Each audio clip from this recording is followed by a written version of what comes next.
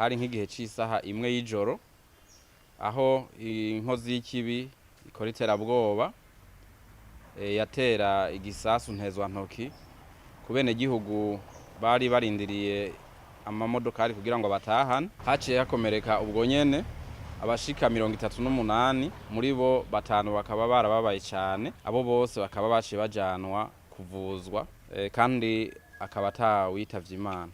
Muri ico gihe nyene hariho yindi nkozi y'ikibikorana nizi yateye ikindi gisasu ntezwantoki hariya mu Ngagara hafi yaho babika igitoro hitwa Libajas.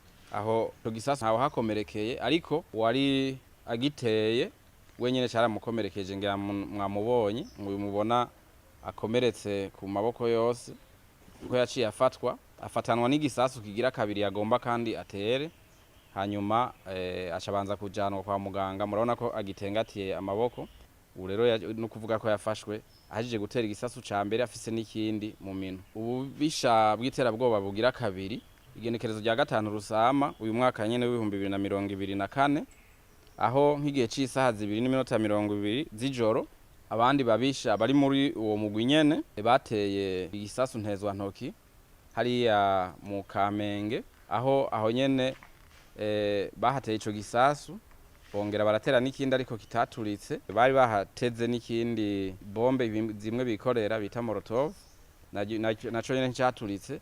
Aho rero hakaba hari abenegihugu bashika kuri 6 baciye bakomereka, umwe mbere bamaze kumushikana mu bitaro yahavuye asanda kubera ibikomere.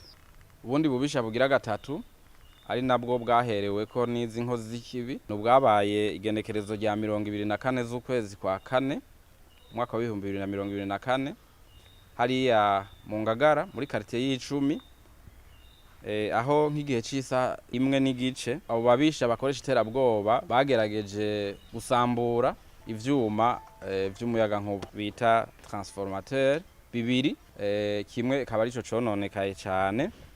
Naha nyene wari ko arabikora yaciye afatwa n'uyu twaberetse, akaba amatoza yaciye abandanya baranamufatana n'ibindi vyuma yari gukoresha mu gusambura ibindi vyuma vy'umuyaga nkuba nk'ivyo.